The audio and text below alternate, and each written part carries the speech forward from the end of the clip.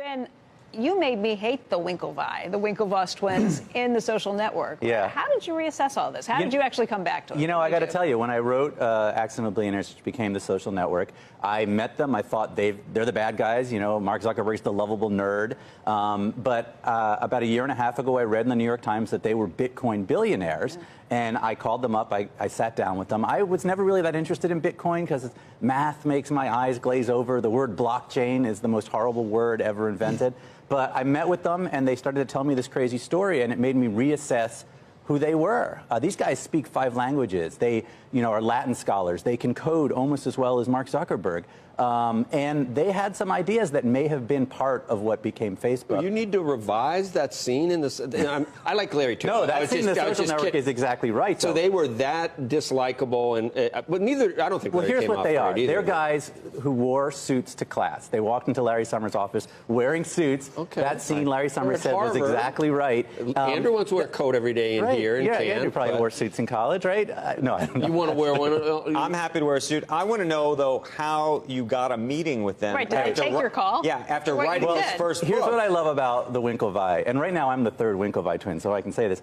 They watched The Social Network, they came to the premiere, and although their characters, that Army played them as the big jocks, who were chasing Mark Zuckerberg around, they also saw in it stuff that they liked, because they have this 1950s right and wrong men of Harvard thing going on. They really believe in right and wrong, and that's really what spurred them all the way through that movie. And so even though they were characterized that way, they were willing to talk to me and sit down with me. And once I got to know them again, I think we got along really well. When you first sat down with them? Well, I'm always awkward with guys I'm terrified of guys like that, because in high school, I was hiding in a locker from guys like that. I mean, they scare me. But after we got to sit down for a while, it wasn't that awkward anymore. You're the 3rd Winklevi. That's what I like to call myself. That wouldn't be the 3rd twin. Right. That would be a triplet. Right. That's possible, though. Do you remember Twins? That movie? Yeah, I mean, that's possible. You know what's great about the twins, though? The Winklevi are actually mirror twins. I go into this in the book. So one more day and they would have been conjoined. It's actually a subset of identical twins. What? They're so close together. That's why when you meet them and talk to them, it's like talking to one person. Are they actually isomers? They're mirrors. They're isomers.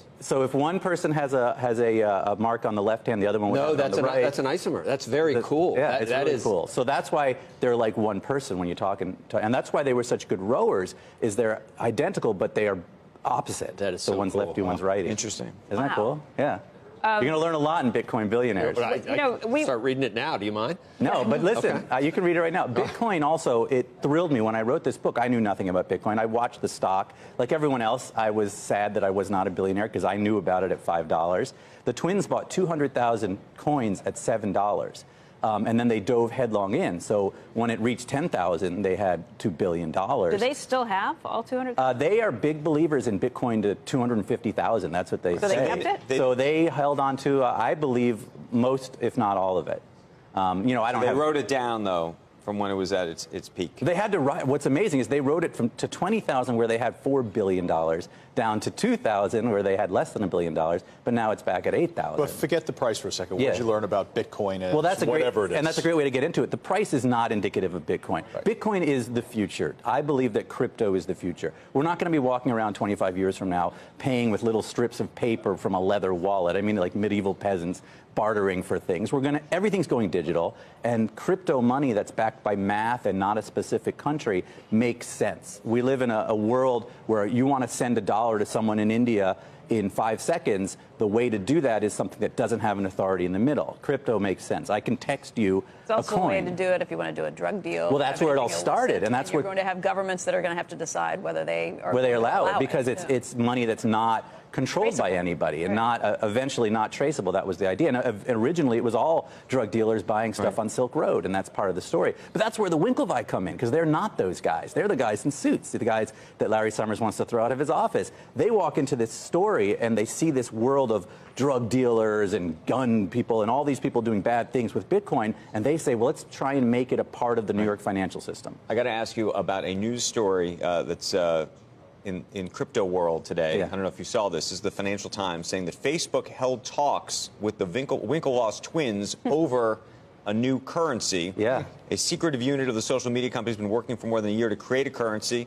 that's 2 billion users can use to send money back to each other, and apparently held talks with the twins. Do you know anything about this? Yeah, I do. So this is part of what my story. I think between the twins and Zuckerberg, it's always personal. And I believe back in Zuckerberg's mind somewhere, he's seen the Winklevoss twins rise in crypto, and he's looking into crypto, and now Facebook's idea is to launch their own crypto.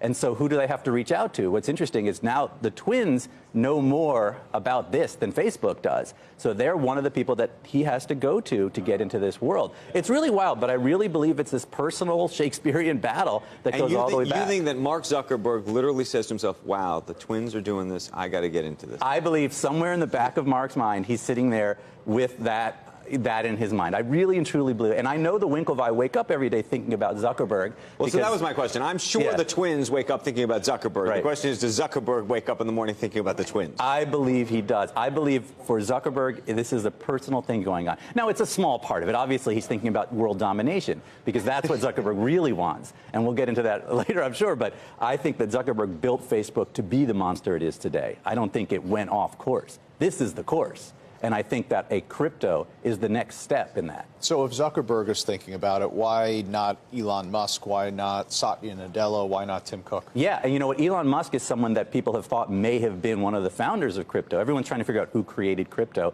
Elon Musk's name has come up as Satoshi Nakamoto. Not that anyone thinks it really is Elon Musk. But I do think Amazon has thought about a coin. Any big major technology company has had to think about that next step, because once you have your own money, you know, that's the end game. But then is it really a currency?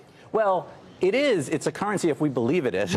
You know, if we're all willing to use it. The same thing. It's like the Dutch tulips. Right. And that was currency because we thought it was currency and we thought it had value. Right. But I can't send you a tulip in India, you know, instantly. And that's where crypto has a big advantage over all these other things, is that with crypto, I can literally send you money. You can walk around with your vault of gold on your phone. Yeah, but anybody can also make up their own currency too. Anybody can, but if not everyone's behind it, it won't dominate. It won't be the one everyone uses. If we all accept Bitcoin as the next form of money, Bitcoin is the next form of money. Obviously, you know, we're not there. And if we don't, then it goes to zero. And I think that's what's intriguing about it. It's backed by math. It's backed by crypto. It's backed by all of these things that no person has control over. And there's something appealing about that. There's a freedom to that that doesn't really exist anymore. Do you own Bitcoin? No. I own zero Bitcoin. And I've said this on the show before. I am the worst person with money in the world. And whenever I invest in something, it goes to zero. I owned Pets.com. I owned WorldCom. I owned every stock that ever went to zero. So maybe we should, it's like an opposite day if you're watching. Right. I don't carry a wallet because I don't know what to do with it. So Bitcoin I believe in, but you know, I'm not out promoting something that I own. I'm promoting the story. I think it's an incredible story.